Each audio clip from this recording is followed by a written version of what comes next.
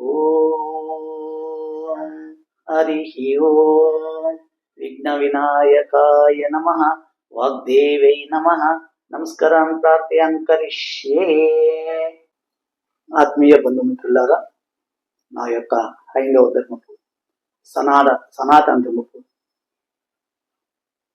ప్రపంచంలో అందరికీ నా యొక్క హృత్పూర్వక నమస్కారం. మన భారతదేశం గురించి చాలా మందికి ఒక ఇంగ్లీష్లో చెప్పాలంటే నెగిటివ్ టాక్స్. ఎక్కడో పరదేశంలో ఏమే జరిగినాయి అది చాలా బాగుంది, అద్భుతం, మహా అద్భుతం అంటారు. కానీ ఇక్కడ మన భారతదేశంలో ఏమే జరిగినాయి, మన భారతదేశంలో మన భారతీయులు ఎంతే వాళ్ళు కష్టపడి వాళ్ళ శ్రమ పడి దాని యొక్క అద్భుతమైన ఒక సృష్టిని చేస్తే యాదనోగా ఒక పదార్థాన్ని ఒక యావదిన కనపట్టి ఏమైనా చేయని ప్రతి ఒక్క దాంట్లో తప్పులు కనపడతా ఉంటాయి. ఈ యొక్క 2000 ఏళ్ళు ఇంకా 2500 ఏళ్ళు ఇంకా ఈ యొక్క గులామగిరి అంటే ఒకరు చేయి కింద పొతికి వాళ్ళ చేయి కిందే ఉండి వాళ్ళనే మనం పొగుడుకొని వాళ్ళే పెద్ద, ఇంక వాళ్ళ ఎడిసా మన ప్రపంచంలో ఎవరు లేదనేసి మనం అనుకోని వచ్చేసినాం. మనకి స్వతంత్రం వచ్చి 78 సంవత్సరాలు అయ్యింది, ఇంకా మనలో గులాంగిరి పోలేదు.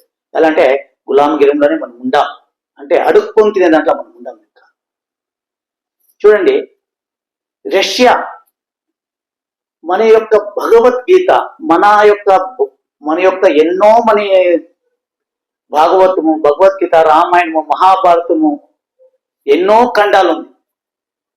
మన యొక్క ప్రపంచములే లేనిది అత్యంతమైన ఒక వేద వాగ్మయం. దీని సృష్టి స్థితిలో రూపం కూడా తెలియదు ఎవరికి. వేదాలు ఉపనిషత్తులు ఎట్లొచ్చింది ఎవరికి తెలియదు. దాన్ని మనకి ప్రబోధం చేసిన మహానుభావులు ఎందరో ఉన్నారు. దాంట్లో పరమాత్ముడే అనంత పద్మనాభ స్వరూపుడుగా విష్ణు స్వరూపుడైన శ్రీకృష్ణ పరమాత్ముడు ఇచ్చిన భగవద్గీత భారతదేశంలో అత్యంతమైన సరళమైన అర్థమైనది భగవద్గీత.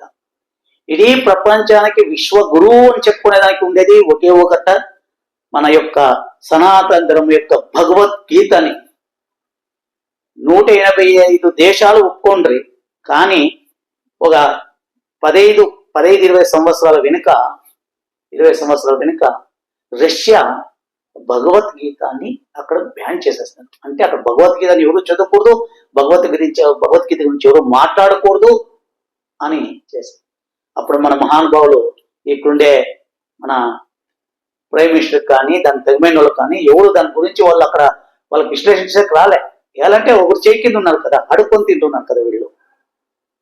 ఎప్పుడు ఒకరు కింద ఉండాలని అభిప్రాయం, స్వతంత్రము మనం పైకి వస్తాం, మన దేశం గురించి మాట్లాడతాము, మన దేశం గురించి మన ఔన్నత్యాన్ని చెప్తాము, మన సనాతన ధర్మ హైందవ ధర్మం గురించి మాట్లాడతామని యొక్క యోగిత ఇంగిత జ్ఞానము లేని వాళ్ళు మనకి రాజులు మహారాజులు వాళ్ళ యొక్క మనమే వాళ్ళని ఓటేసి గెలిపించుకొని మన పైన మనమే బండ పెట్టుకుంటుంటాం. అర్థం చేసుకోండి, ఒక ధర్మం ఒక దేశం మన్నది అని చాటి చెప్పుకోనేకి మనము పైకి లేయాలి. ఎప్పుడూ భయపడుకొని జీవనం చేస్తాం. కానీ ఈ యొక్క మనకి ఇప్పుడు ఒక 15-18 సంవత్సరాలు ఇంకా మన యొక్క భారతదేశం యొక్క ప్రతి ఒక్కట్లను మనం చూపించుకుంటున్నాం. ప్రతి ఒక్కటి మనం ఏమి ఒక డిఆర్డో కావచ్చు, ఒక ఇన్స్ట్రుమెంట్ లా కావచ్చు, ఒక మిలిటరీ యొక్క కావాల్సిన మీరు కావచ్చు, యుద్ధ పరికరాలు కావచ్చు, మనం చూపించుకుంటున్నాం. ఈ సమయంలో నాకు చాలా సంతోషమైంది, మీతో పంచుకోడానికి 2 మాటల్లో చెప్పాలని సంతోషమైంది. రష్యా భగవద్గీతని బ్యాన్ చేసినప్పుడు, భగవద్గీత చదువుకూడదన్నప్పుడు ఎవరూ మాట్లాడలేదు. కానీ ఈ రోజు మన ప్రధానమంత్రి గారు మోదీ గారు రష్యా యొక్క ప్రెసిడెంట్ రష్యా వాళ్ళని పిలిపించి పుతిన్ గారికి వీణ మన భగవద్గీతని ఇది మా భారతదేశం ఔన్నత్యత, మా భారతదేశం యొక్క సనాతన ధర్మం యొక్క మా పవిత్ర గ్రంథం మనిషి అతని చేతికి ఇస్తున్నప్పుడు ఆనందమే వేరే. ఎవరు వద్దు అని చెప్పో అదే వారికి భగవద్గీత మనం బహుమతిగా ఇచ్చినాము. ఆ పుతిన్ గారు ఆ భగవద్గీతను తండ్రికి మొక్కుకొని తన దేశంలో ఇప్పుడు భగవద్గీత ప్రతి ఒక్కరికి ప్రాచుర్యం చేస్తున్నారు. ప్రతి ఒక్కరు చదవండి భగవద్గీత. భగవద్గీతలో ఏముంది?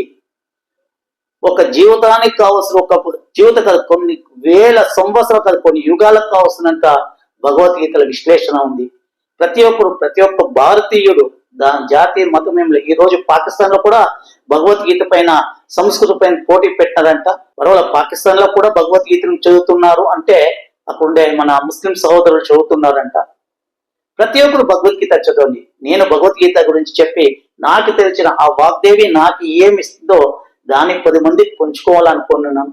ఈరోజు ఈ భగవద్గీత పారాయణము మీరు వింటో లేదో, మన పశ్చిమ బెంగాల్ 6 లక్షల జనాలు యొక్క భగవద్గీతను పఠనం చేసినారు. 6 లక్షల జనాలు. అదే భగవద్గీత మన ప్రధానమంత్రి ఉడిపికి వచ్చినప్పుడు ఉడిపిలా 1,00,000 మంది భగవద్గీత పఠనం చేసినారు. ప్రతి ఒక్కరు తన ధర్మాన్ని తన ధర్మాన్ని దాన్ని చాటి చెప్పుకోండి. భగవద్గీత పఠనం గురించి అందరూ ఆలోచించారు. భగవద్గీత పఠన అందరూ చదవండి. గీత అంటే నీ జీవితాన్ని మార్చేది గీత, భగవద్గీత. భగవద్గీత గురించి అందరూ ఆలోచించి ఆ యొక్క గీతాన్ని మన హైందవులను చెప్పి సనాతన ధర్మం కావాల్సిన ముఖ్యమైన గీత భగవద్గీత అనేసి నేను మీ అందరికీ మనస్ఫూర్తిగా కోరుతున్నాను. అందులో భగవద్గీత చదవండి. నేను సాధ్యమైనంత వరకు భగవద్గీత నాకు తెలిసిన ఆ వాగ్దేవి నాకేమిస్తుందో దాన్ని మీతో పంచుకుంటున్నాను, ప్రార్థిస్తున్నాను. ఇప్పుడు మీ